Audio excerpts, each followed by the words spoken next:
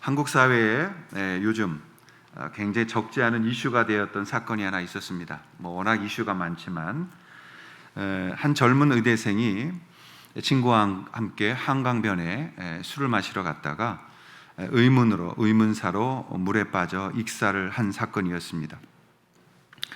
워낙 떠들썩했기 때문에 저도 너튜브를 통해서 이것을 좀 살펴보았습니다.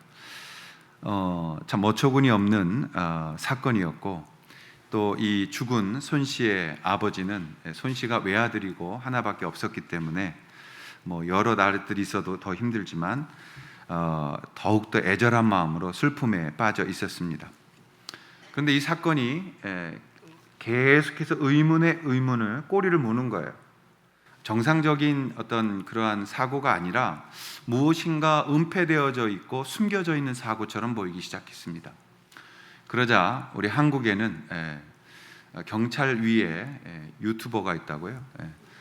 전체 국민들이 다 일어나서 내노라 하는 수사 기술을 총동원해서 이 사건은 고의적 사고다라는 이 측면을 부각시키기 시작했습니다. 그러자 급기야 이제 경찰이 많은 것들을 다 공개하기 시작했고, SBS에서 그것이 알고 싶다. 근데 이후로 이 이름이 바뀌었어요. 그것을 덮고 싶다, 그것이 모르고 싶다, 이렇게 국민들이 다 바꾸었습니다. 이유는 뭐냐면 약간이 아닌 완전한 편파적인 방송을 했기 때문입니다. 저는 이 문제가 옳다 그르냐, 누가 옳으냐 이런 것을 논하려고 하는 것은 아닙니다. 저는 이것은 결국 미스테리로 남게 되어질 것이다. 그리고 세월이 지나서 언젠가는 밝혀질 것이다 라고 생각합니다. 솔직히 말해서 우리가 누구 편을 든들, 어떤 소리를 한들 아들을 잃은 그 아버지의 마음을 우리가 어떻게 위로하며 헤아릴 수 있겠습니까? 라는 생각이 듭니다. 근데 저는 이 전체 사건을 보면서 굉장히 중요한 한 흐름이 있었다고 봐요. 그게 뭐냐면 우리나라의 국민들이 이제 대단히 성숙해지고 따뜻한 마음을 가지는 것을 보이기 시작했다. 그래서 마치 자기 자식처럼 그 이야기를 들으면서 내 아들이 죽은 것처럼, 또 옛날에 아들을 잃었던 아버지는 그곳에 나와서 내 아들, 내 아들이라고 부르면서 오열하는 모습을 볼 수 있었어요. 많은 사람들이 자기의 손으로 꽃을 사서 그 자리에 헌화를 하고, 참 꽃도 피우지 못한 젊은 한 사람의 죽음에 대해서 진실을 밝히라고 외치는 그들의 소리를 들으면서 한국 국민, 우리나라 국민들이 대단히 따뜻한 마음을 갖고 있다는 걸 다시 느끼게 되었습니다. 아들 잃어버린 황망한 마음을 그렇게 한다고 위로가 되겠습니까마는, 그래도 저는 개인적으로 그 아버지가 많은 위로를 받았고, 그리고 참 많은 억울한 부분들을 벗었다라고 생각합니다. 여러분, 저도 개인적으로 저희 아버지가 이제 돌아가셨을 때 굉장히 사실 힘들었어요. 힘들지 않은 척을 해야 되니까 힘들더라고요. 왜냐면 저는 제가 장남이었고, 5 남매 중에 4째지만 장남이었어요. 그래서 의연하게, 태연하게 아버지를 잘 모시리라. 근데 굉장히 힘들더라고요. 어떻게 될지 모르겠더라고요. 남의 장례식 많이 치러준 목사인데 당장 내 아버지 돌아가시니까 뭘 어떻게 해야 될지 모르겠더라고요. 그때 우리 신성호 장로님을 만난 거예요. 신 장로님을 서울대병원에서 만났어요. 빨리 옮기십시오. 아버님 글로 모십시오. 우리 장로님은 명령하시거든요.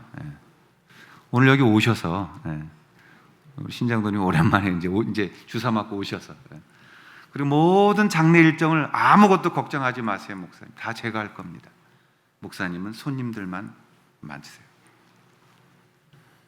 굉장한 큰 힘을 댔고, 많은 분들이 와서 위로하고, 많은 정말 꽃들을 받으면서 이 마음속에 너무 많은 위로를 받는 그런 경험을 했습니다.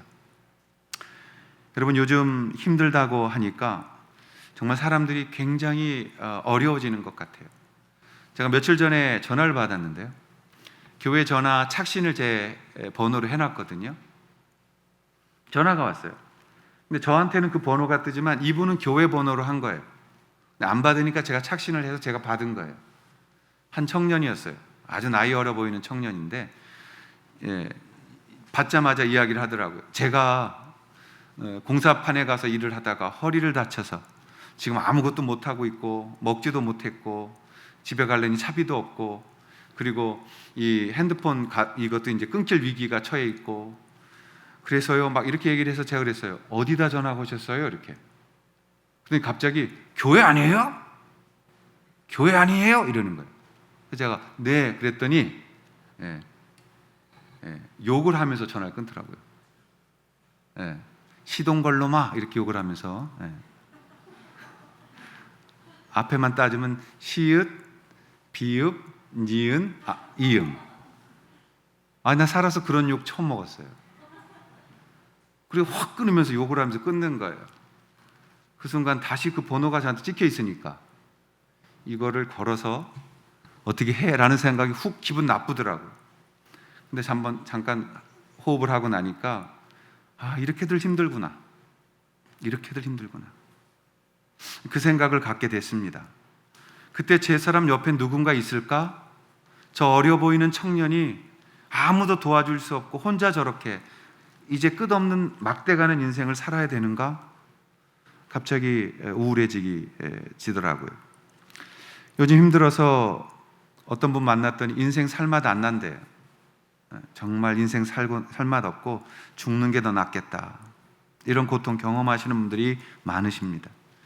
아침에 눈을 뜨는 것이 두려웠던 분들도 계셨을 겁니다. 또 너무 힘들어서 밥을 먹는데 모래알같이 씹힌다는 경험을 하신 분들도 있을 거예요. 밥 먹는데 이건 밥알을 씹는 게 아니라 모래 씹는 것 같아요. 여러분, 그래도 누군가 내 옆에, 누군가 나와 함께 있어 준다면 그들은 삶을 포기하지 않을 것이고 다시 일어나 걷게 될 것이라고 생각합니다. 오늘 베드로는 신앙 때문에 고통 속에서 힘들어하는 성도들에게 이 고통을 이기라고 해요. 피하라고 하지 않아요. 이겨야 한다.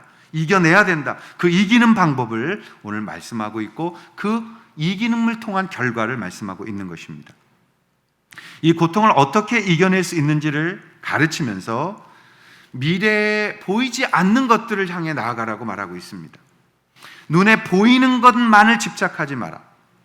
오늘날 삶이 힘들어지니까 여러분 저 멀리에 있는 미래는 상관없어요. 지금 당장 오늘이 급해. 오늘 당장 먹고 내일 죽는 한이 있어도 오늘을 위해 살아가는 거예요. 그래서 우리 젊은이들이 미래를 잃어버리고 있는 것입니다. 미래가 없어요. 왜요? 기다리지 못하거든요. 조급하거든요. 오늘 하지 않으면 안 되거든요. 우리는 그렇게 연습되어져 왔거든요. 핸드폰, 또 모든, 옛날에는 가서 해야 됐어요. 그러나 지금은 당장, 지금, right now, 지금 하지 않으면 아무것도 의미가 없는 거예요. 뭐 먹고 싶을 때 기다리지 못해요. 당장 사와, 당장 가져와. 빨리빨리의 이 문화가 정말 나쁘게 사용되어지고 있는 시대에 살고 있습니다. 왜 그러느냐? 그게 우리의 딜레마죠. 조급함 때문이죠. 우리가 죽고 나서까지 뭘 생각할 필요가 있냐? 천국 간다면서, 그러니 오늘만 잘 살면 되는 거야 라는 그런 조급함이 우리의 영광스러운 미래를 다 망가뜨리고 있는 거예요.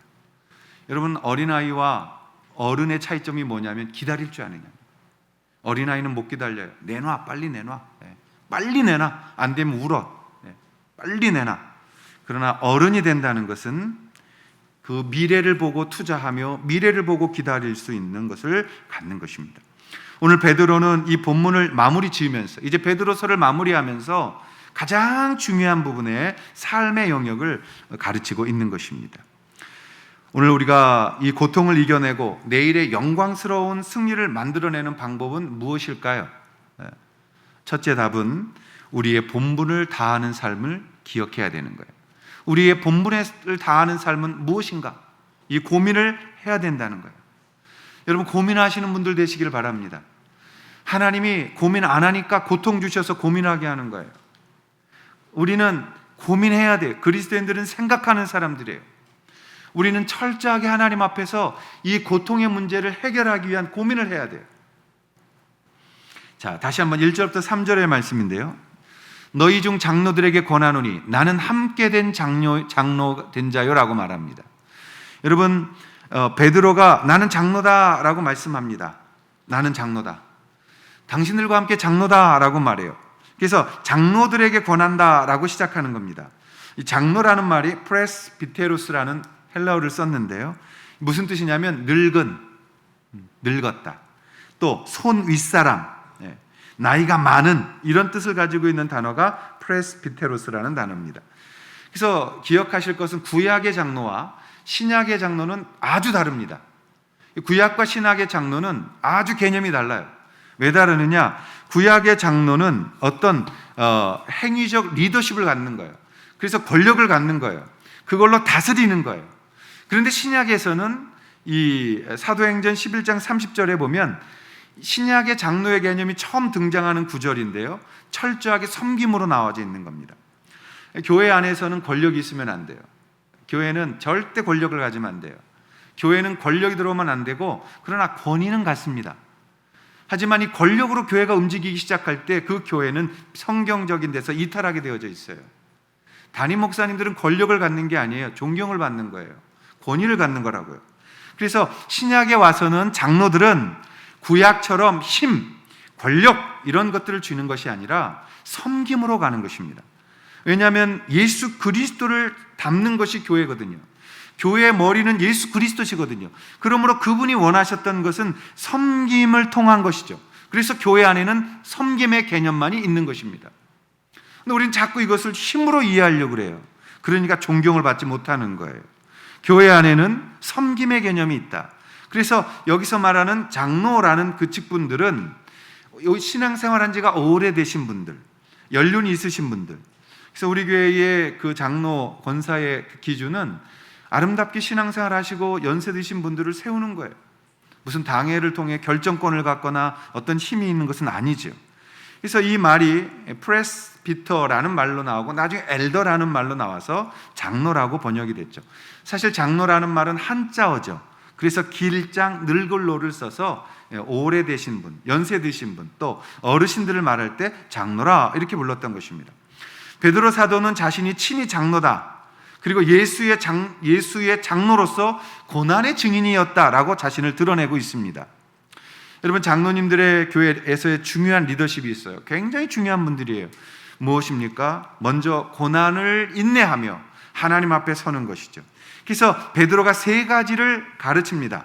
신앙이 오래된 리더들, 선배들, 장로라고 불릴 수 있는 엘더들에게 세 가지를 가르치는데, 첫째가 뭐냐? 너희 중에 있는 하나님의 양무리를 치되 억지로 하지 말아라.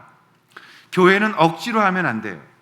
억지로 하면은 여러분 멈춰야 돼요. 억지로 하는 데서는 언제나 원망이 나와요. 그 원망이 나오면 나중에 실족이 나와요. 그리고 사탄이 시험하는 도구가 되어져요. 그래서 억지로 하면 항상 불협화음이 생겨요. 그런데 왜 안 떠나느냐? 교회가 크니까요. 그러나 작은 교회는 그렇게 하면 안 돼요. 작은 교회는 깨져요. 그때는 공동체가 비전에 따라서 서로 갈라서 따로 만들어야 되지, 그걸 가지고 부딪혀서 왈가왈부할 필요가 없는 거예요. 그러니까 오늘 베드로 사도는 양무리를 치되 억지로 하지 말아라. 부득불 이런 마음으로 하지 마라. 인색함 그런 마음으로 하지 말아라. 언제나 내가 하나님 앞에 드림으로, 섬김으로의 마음으로 하라. 그래서 억지로 하지 말라고 가르치는 겁니다. 두 번째 가르치는 것은 하나님의 뜻을 따라 자원함으로 하라고 말합니다. 2절에 보시면 하나님의 뜻을 따라 자원함으로 하라. 어떤 협박이나 어떠한 직분이 있기 때문에 억지로 하지 말아라 이겁니다. 바울 사도는 갈라디아 교회의 복음을 설명할 때 이렇게 말했습니다. 갈라디아서 1장 4절에 보면 그리스도께서 하나님 곧 우리 아버지의 뜻을 따라 이 악한 세대 소리를 건지시려고 우리 죄를 대속하기 위하여 자기 몸을 주셨다라는 거예요. 자기 몸을 드리셨다, 자기 몸을 주셨다. 그러므로 하나님의 뜻을 따라 자원함으로 드리라는 것입니다. 여러분, 기쁨으로 스스로를 드리는 게 교회예요. 내가 가장 소중한 것을 가장 소중한 주님 앞에 가장 기쁨으로 드리는 것이 교회다라는 것입니다. 예수님은 교회의 머리이시고 그분을 따라서 우리는 가는 것이기 때문에 우리는 언제나 자원함으로 하는 거예요. 자원함으로. 세 번째 가르친 것이 뭐냐면 더러운 이득을 위하여 하지 말라고 2절 하반절에 이야기하고 있습니다. 더러운 이득이란 뜻은 좋지 않은 플러스의 수입을 가리키는 거예요. 수치스러운 이익을 가지려고 하나님의 일을 하지 말라는 것입니다. 교회가 가르치는 목사들, 그러니까 초대교회는 목사, 장로, 감독이란 말이 그렇게 다른 이야기가 아니었어요. 한 분을 부를 때 신앙생활 오래 하고 고난을 받고 리더십을 가지고 있는 분이 장로이며, 그분이 말씀을 가르치고 또 이 가르치는 은사가 있어서 그 사역을 하게 될 때 목사였으며, 또 어떤 부분에서 정리가 필요하고 또 질서가 필요할 때 가졌던 직에 그게 감독이라는 것입니다. 그래서 굳이 이것을 나누어서 말할 필요가 없어요. 사실 이것은 존경받는 것입니다. 목사라는 것도 담임 목사가 최고다, 최고 높은 자리다, 이런 오해들을 교회 안에 가지고 있는데 절대 그렇지 않습니다.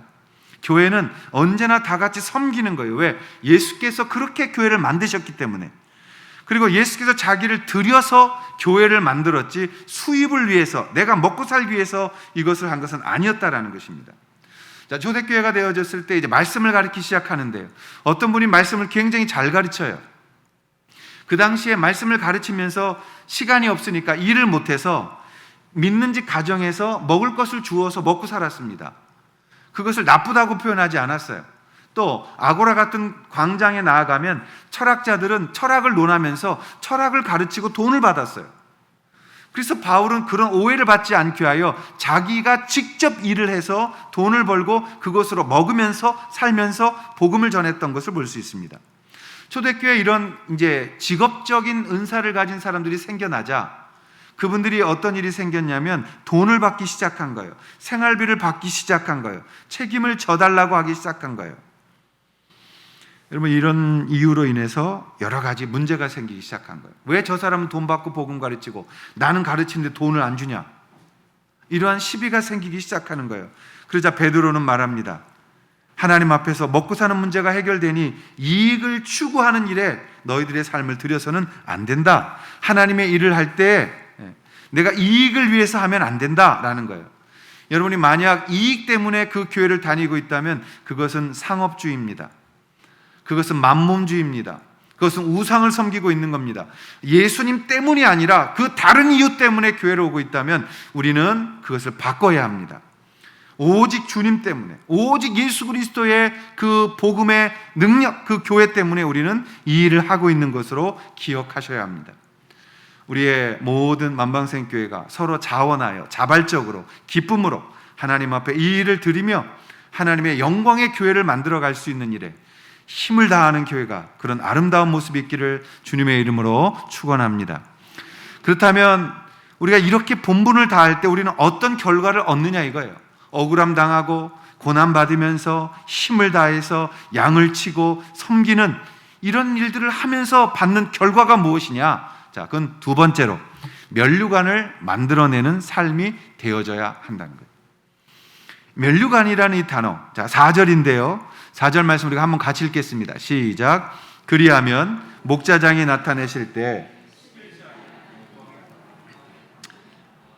너희가 그렇게 하면, 아까 말한 것처럼 하나님 뜻대로 자원함으로 하고 억지로 안 하고 어떤 이익을 위해서 하지 아니하고 정말 주님이 주시는 자세를 가지고 한다면 무슨 상급이 있느냐? 목자장이 나타나실 때 시들지 아니하는 영광의 관을 얻을 것이다. 근데 여기 재밌어요. 여러분, 보통 그 관이라는 건 이제 그 왕관, 어떤 그걸 상징하죠. 권력을 상징하고 힘을 상징하죠. 상급을 상징하죠. 근데 여기서 말할 때 그 관이 시들지 않는 거래요. 시들지 않는다. 시들지 않는 면류관을 주신다고 합니다. 여기서 시들지 않는다는 뜻이 아마란티노스라는 헬라어를 썼는데, 이것은 꽃을 사다 놓으면, 여러분 꽃 사올 때에 이렇게 자르잖아요. 뿌리에서 딱 잘라서 똘똘똘 말아서 이제 꽃을 갖고 오잖아요. 한 송이든 다송이든 꽃을 이렇게 잘라가지고 가져오면 어떻게 해야 돼요? 빨리 물에 담가야죠. 근데 이게 빨리 죽지 않으려면 방법이 많아요. 뭐 밑을 뭐 한번 이렇게 뭐 불로 이렇게 지져서 넣는다, 뭐 오래 보려고. 그래봤자 하루 이틀 차이지만 결국 시들어 버립니다. 시든다는 뜻은 뭐냐면 뿌리가 없다는 거예요. 그러면 이 면류관이라는 것이 어떻게 뿌리가 있으며 시들지 않으며 이런 생물적으로 비교할 수 있겠느냐? 이것은 이 관에 대해서, 면류관이 뭔지를 우리가 살펴야 되는 것입니다. 이 아마란티노스는 시들지 않는 영광의 관이다. 영광의 관. 그래서 이 관이 성경 안에는 굉장히 많이 나와요. 종류가. 근데 여기서 말하는 면류관이라는 것을 헬라어로는 스테파노스라고 씁니다. 근데 이 스테파노스라는 이 단어가 신약 성경에 18번 나옵니다. 요한계시록에서 제일 많이 나오고요, 예수께서 말씀하시기도 하고 바울이, 베드로가, 야고보가 다 언급을 하는 단어가 이 스테파노스라는 거예요. 그럼 이 스테파노스라는 것이 어떤 뜻이냐? 자, 데살로니가 전서 2장 19절의 말씀을 보시면요, 우리의 소망이나 기쁨이나 자랑의 면류관이 무엇이냐? 그가 강림하실 때 우리 주 예수 앞에 너희가 아니냐? 면류관이 뭐라고요? 너희다 라고 말해요. 누가 썼어요? 바울이요. 바울은 어떤 사람이었어요? 이방인이라면 치를 떨고 싫어했던 사람이에요. 이방인이라면 그냥 정말 싫어했던 사람이에요. 그것도 예수 믿는 이방인은 곱하기 100 더 싫어해요. 그래서 이 사람들 잡아다가 공회에 넘기려고 마케도니아로 가는 거죠. 그 가다가 다메섹에서 예수를 만납니다. 복음을 만납니다. 자기가 어떤 짓을 하고 있는지를 알게 됩니다. 자신의 본분을 알게 됩니다. 자신의 처지를 알게 된 그는 그분에게 묻습니다. 주여, 내가 무엇하리이까? 내가 어디로 가리이까? 하나님 앞에 하는 고백을 해요. 그리고 바울은 철저하게 복음 안에서 완전한 예수 그리스도의 사람이 되어집니다. 그리고 이 단어를 쓰는 거예요. 내가 살아가는 인생이 무엇 때문이냐? 나의 소망이나 기쁨이나 자랑의 면류관이 무엇이겠느냐? 바로 너희들이다라고 말합니다. 너희가 내 면류관이다. 자, 한 구절을 더 볼 텐데요. 빌립보서 4장 1절이에요. 그러므로 나의 사랑하고 사모하는 형제들, 나의 기쁨이요 면류관이 사랑하는 자들아, 이와 같이 주 안에 서라. 빌립보 교회도 이방 교회예요. 그리스의 첫 번째 교회였어요. 그리스로 건너가서 첫 번째 지은 교회가, 개척한 교회가 빌립보 교회예요. 바울이 말합니다. 나의 사랑하고 사모하는 형제들, 누군데요? 이방인이에요. 이방인. 인간 취급하지 않았던 이방이에요. 쳐다보지 않았던 이방인이에요. 스치면 부정 탔다고 가서 제사 드렸던 이방인들이에요. 근데 바울은 말합니다. 나의 사랑하고 사모하는 형제들이요, 나의 기쁨이요 면류관인 사랑하는 자들아, 이와 같이 주 안에 서라. 이제 오늘 베드로가 말하는 면류관으로 돌아와 봅니다. 너희가 그렇게 주님 앞에 진심으로 주를 섬긴다면 영광의 목자장이 나타나실 때 너희에게 관을 줄 건데, 그 면류관은 어떤 관이냐면 바로 스테파노스라고 말하는 사랑과의 관계의 면류관이라는 거예요. 그리고 이 면류관은 만들어져 있는 게 아니에요. 천국에 가면 금으로 만들어서 이렇게 있다가 가져다 쓰는 게 아니에요. 천국은 여러분, 금면류관이라는 건 상징을 말하는 겁니다. 어떤 분이 천국 갔다 와서 얘기했어요. 천국 갔더니 길바닥이 다 금으로 되어 있다고. 길바닥이 다 금인데 여러분 그거 가져다 머리 쓰고 싶어요? 아스팔트 요새 남은 거 갖다 이렇게 뭉쳐서 머리 쓸 사람이 있어요 지금? 없다고요. 흔해 빠진 게 금이라고요. 여기서 말하는 면류관은 어떤 면류관이냐? 사람 때문에 눈물 흘리고 사람 때문에 고통받고 한 사람 사랑하고 그 사람 살려낸, 그 사람을 도와준 그 면류관을 말하는 거예요. 우리 부모님들은 면류관 받을 거예요. 자식들에 대한 사랑했기 때문에. 할머니들, 할아버지들 면류관이 있어요. 자녀들에게서도. 그런데 더 귀한 면류관은 무엇입니까? 마르지 않고 시들지 않고 깊이 뿌리를 받고 아름답게 만들어져 가고 있는 면류관은 무엇입니까? 그건 사람을 사랑할 때 나오는 것입니다. 사람 사랑하는 거 쉽지 않죠. 그것도 나에게 못되게 구는 자들을 사랑하는 건 더 쉽지 않죠. 그러나 사랑해야 됩니다. 우리가 이것이 신앙입니다. 우리가 예수님 만나고 변화되어지는 것, 그리고 그 변화된 모습으로 또 다른 사람을 사랑해 줄 수 있는 것. 스테파노스, 영광, 면류관, 월계수를 말하는 거예요. 올림픽 대회에 나가서 여러분 그 당시에는 우승을 하면 월계수를 주었습니다. 올리브 나무 잎새를 닦아가지고 이렇게 월계수를 만들어서 사람들 앞에 그 월계수를 씌워주는 거예요. 이 사람이 이 분야에선 최고다. 여러분 2년, 4년 죽어라고 노력해가지고 내가 그냥 월계수 나뭇잎으로 된 거 하나 뒤집어 쓰고 내려오면 기분이 좋습니까? 그 요즘은 금이라도 녹여서 메달이라도 주지만 그때 당시는 이런 게 없었잖아요. 바울은 이걸 비유해서 말하는 겁니다. 우리가 받는, 사람에게 노력하고 사람에게 시간을 쏟고 사람을 품고 안았던 그 마음, 그 아픔, 그 고통, 그것을 어디서 보상받느냐? 주님이 내게 주시는 스테파노스 이 면류관을 통해서 나는 그 영광스러움을 받는 것이다. 예수 그리스도께서 하나님 아버지 앞에 그 관을 받으셨던 것처럼 나도 이 관을 받아서 하나님 앞에 설 것이다. 그래서 다른 왕권의 면류관은 디아데마라고 불렀어요. 왕들이 썼던 관은 디아데마예요. 그러나 우리가 쓰는 면류관은 스테파노스라고 말하는 것입니다. 그 안에 우리의 눈물이 있습니다. 그 안에 우리의 노력이 있었고 인내가 있었고 기다림이 있었고 아픔이 있었습니다. 그러나 마침내 그 사람이 하나님 앞에 섰을 때 우리는 그 사람이 돌아옴을 보는 영광의 면류관을 얻습니다. 오늘 베드로는 이 이야기를 말씀하시는 거죠. 너희에게 영광의 면류관을 씌울 것이다. 그러기 위해서 5절에 젊은 자들은 이라고 말합니다. 젊은 자들아. 여기서 젊은 자들아 서로 겸손으로 허리를 동이라라고 말해요. 베드로는 분명히 기억하고 있었어요. 예수께서 수건을 가지고 허리를 동이고 자신들의 발을 씻기셨던 그 예수님을 기억하면서 젊은 자들아 허리를 동이라. 젊은 자들이란 뜻이 어떤 뜻이냐면요, 네오스라는 말인데 재생되어진, 신선한, 새로 만들어진 이런 뜻이에요. 그러니까 거듭난 지 얼마 되지 않은 사람들을 젊다라고 말하는 거예요. 즉 초신자들은 젊다, 나이가 들고 이 신앙에 연륜이 있는 분들은 장로들아, 이렇게 베드로 사도는 말하고 있는 거죠. 그분들에게 말합니다. 젊은 자들아 뭘 해야 되느냐? 장로들에게 순종하고 다 서로 겸손으로 허리를 동이라. 하나님은 교만한 자를 대적하시되 겸손한 자들에게는 은혜를 주신다.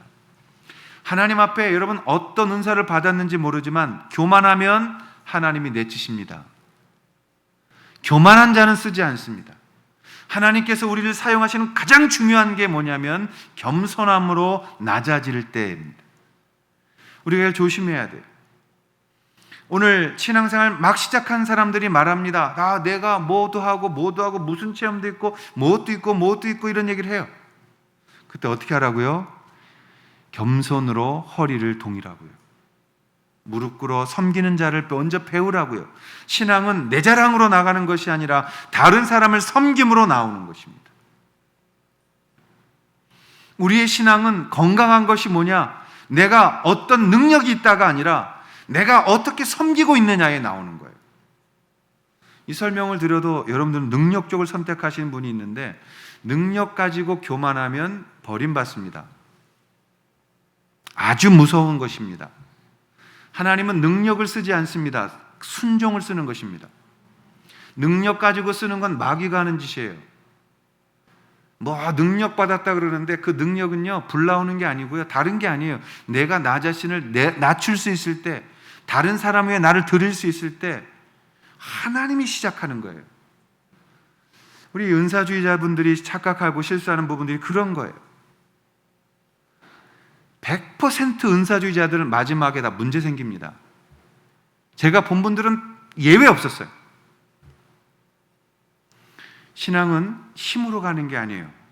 내가 주님 아래 엎드릴 때 주님이 행하시는 것으로 시작되어지는 것이에요. 우리는 사람 사랑할 수 없어요. 저한테 쌍욕을 하고 끄는 사람 사랑하기 쉽겠어요? 내가 왜 욕먹어야 돼요? 내가 쟤한테 뭘 잘못했죠? 그래 여러분, 그것이 우리의 상급이 되는 거예요. 그래서 기도했어요. 하나님, 저한테 욕한 저 친구 예수 믿게 해주세요. 하나님, 저한테 욕을 했지만 그 욕이 제가 받아놓고 복음이 되게 해주세요. 우리에게 하나님 섭섭하게 하는 사람들을 우리에게 맡기십니다. 왜요? 그것이 우리가 해야 할 일이며 우리가 받는 상급이기 때문입니다.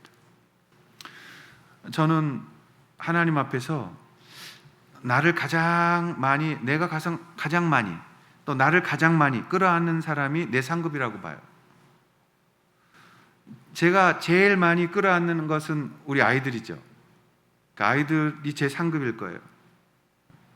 그러니까 내가 가장 많이 끌어안는 대상이 상급이에요. 한번 머릿속에 내가 누구를 제일 많이 끌어안나 보세요.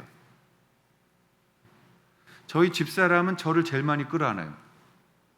내가 불쌍한가 봐요. 아니면 상급을 나로 삼으려고 하는지. 난 맨날 도망 다녀요. 왜 이래 늙어가지고 이러면서. 우리가 제일 많이 끌어안는 사람이 나의 상급이에요. 내가 좋아하는 사람만 끌어안지 마시고 이제 목장 식구들 좀 끌어안으십시오. 안으십시오.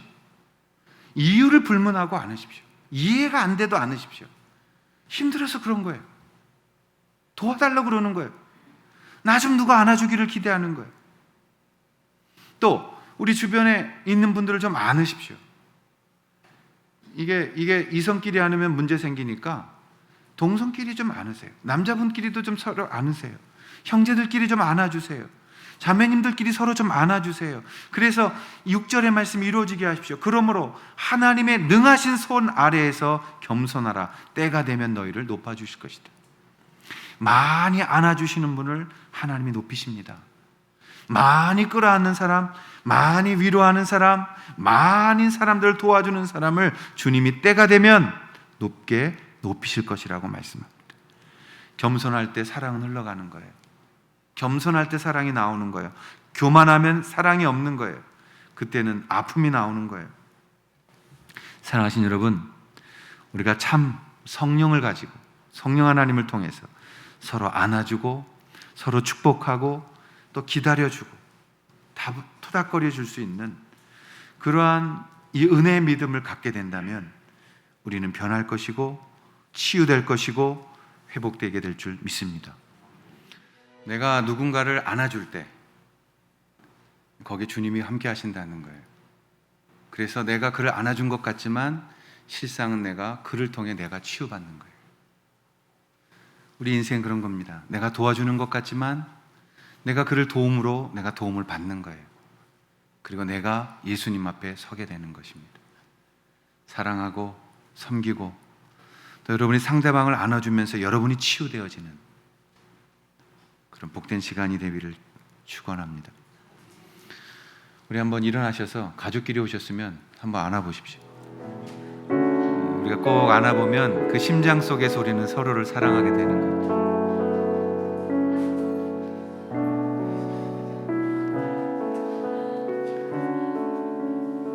같이 기도하겠습니다. 하나님, 우리 다 자리에 일어나셔서 마지막 찬양입니다. 전능하신 하나님 함께 고백하시겠습니다.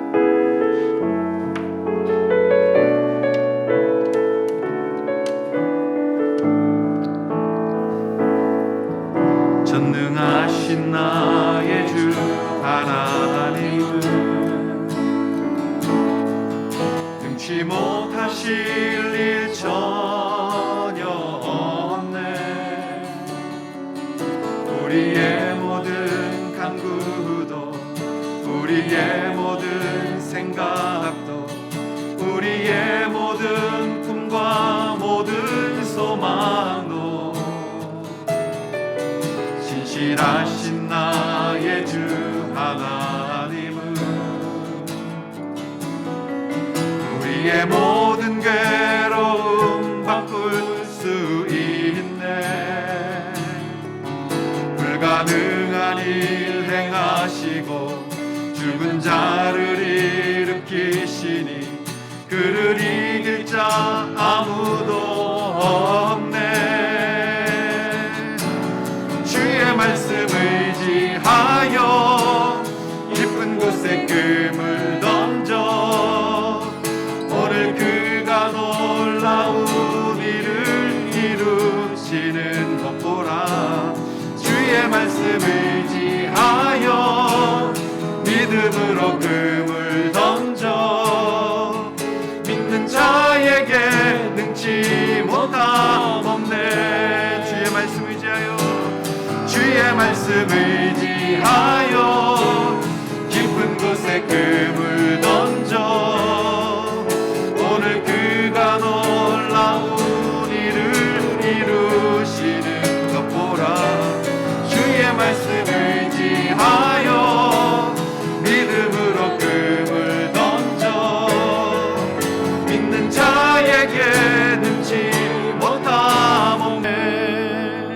성부와 성자와 성령의 이름으로 축복하며 간절히 축원하옵나이다.